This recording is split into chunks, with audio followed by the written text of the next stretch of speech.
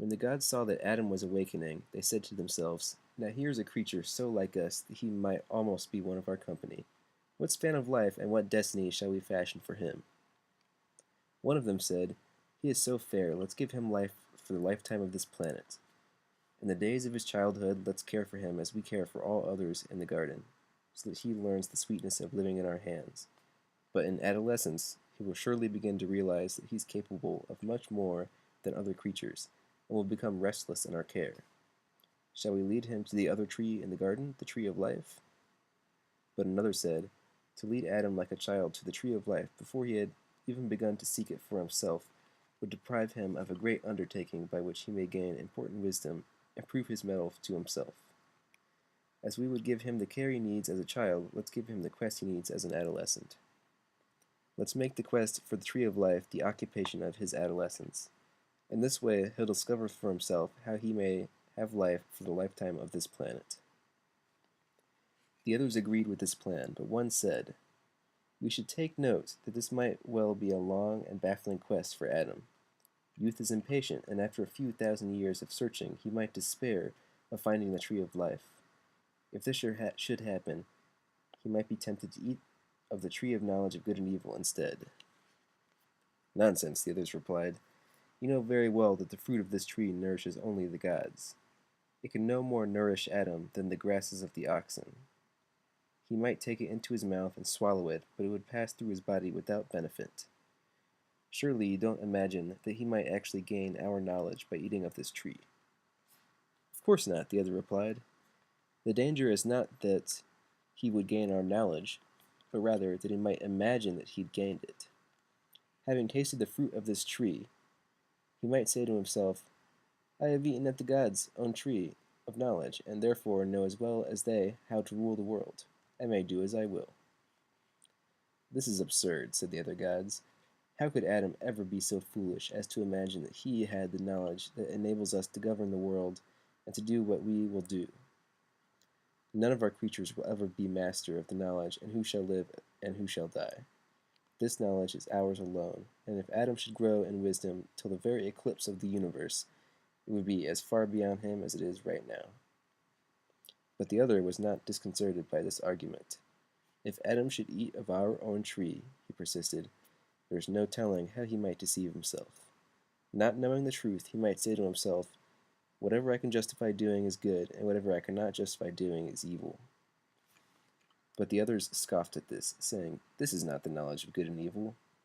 "Of course it's not," the other replied, "but how would Adam know this?"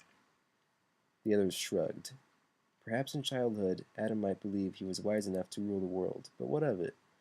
Such arrogant foolishness would pass with maturity. "Ah," said the other, "but possessed of this arrogant foolishness, would Adam survive into maturity? Believing himself our equal, he would be capable of anything. In his arrogance, he might look around the garden and say to himself, 'This is all wrong. Why should I have to share the fire of life with all these creatures? Look here, the lions and the wolves and the foxes take the game I would have for myself. This is evil. I will kill all these creatures, and this will be good. And look here, the rabbits and the grasshoppers and the sparrows take the fruits of the land that I would have for myself. This is evil. I will kill all these creatures, and this will be good. And look here, the gods have set a limit on my growth, just as they've set a limit on the growth of all others. This is evil. I will grow without limit, taking all the fire of life that flows through this garden into myself, and that will be good. Tell me, if this should happen, how long would Adam live before he devoured the entire world?" "If this should happen," the others said, "Adam would devour the world in a single day, and at the end of that day he would devour himself." "Just so," the others said, "unless he managed to escape from this world, then he would devour the entire universe as he had devoured the world. But even so, he would inevitably end by devouring himself, as anything must that grows without limit." "This would indeed be a terrible end for Adam," another said. "But might he not come to the same end even without having eaten at the tree of knowledge of good and evil? Might he not be tempted by his yearning for growth to take the fire of life into his own hands, even without deluding himself that this was his good?" "He might," the others agreed. "But what would be the result? He would become a criminal, an outlaw, a thief of life, a murderer of the creatures around him, without the delusion that what he was doing was good, and therefore to be done at any cost. He would soon weary of the outlaw's life. Indeed, this is bound to happen during his quest for the tree of life. But if he should eat of the tree of our knowledge, then he will shrug off his weariness. He will say, "What does it matter that I am weary of living as a murderer of all the life around me? I know good and evil, and this way of living is good. Therefore I must live this way even though I am weary unto death, even though I destroy the world and even myself." The gods wrote in the world a law for all to follow, but it cannot apply to me because I am their equal. Therefore I will live outside this law and grow without limit. To be limited is evil.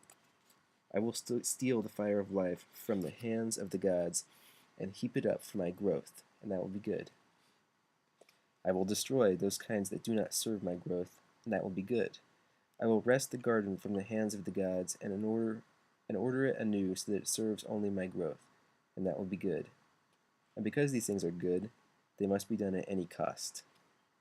It may be that I'll destroy the garden and make a ruin of it. It may be that my progeny will teem over the earth like locusts, stripping it bare until they drown in their own filth, and hate the very sight of one another and go mad. Still they must go on, because to grow without limit is good, and to accept the limits of the law is evil. And if any say, "Let's put off the burdens of the criminal life and live in the hands of the gods once again," I will kill them, for what they say is evil. And if any say, "Let's turn aside from our misery and search for that other tree," I will kill them, for what they say is evil. And when at last all the garden has been subjugated to my use, and all kinds that do not serve my growth have been cast aside, and all the fire of life in the world flows through my progeny, still I must grow. And to the people of this land I will say, "Grow, for this is good," and they will grow. And to the people of the next land I will say, "Grow, for this is good," and they will grow. And when they can grow no more, the people of this land will fall upon the people of the next to murder them, so they may grow still more. And if the groans of my progeny fill the air throughout the world, I will say to them, "Your sufferings must be borne, for you suffer in the cause of good. See how great we have become? Wielding the knowledge of good and evil, we have made ourselves the masters of the world, and the gods have no power over us. Though your groans fill the air, isn't it sweeter to live in our hands than in the hands of the gods?" And when the gods heard all this, they saw that, of all the trees in the garden, only the tree of knowledge of good and evil could destroy Adam. And so they said to him, "You may eat of every tree in the garden, save the tree of knowledge of good and evil. For on the day you eat of that tree, you will certainly die."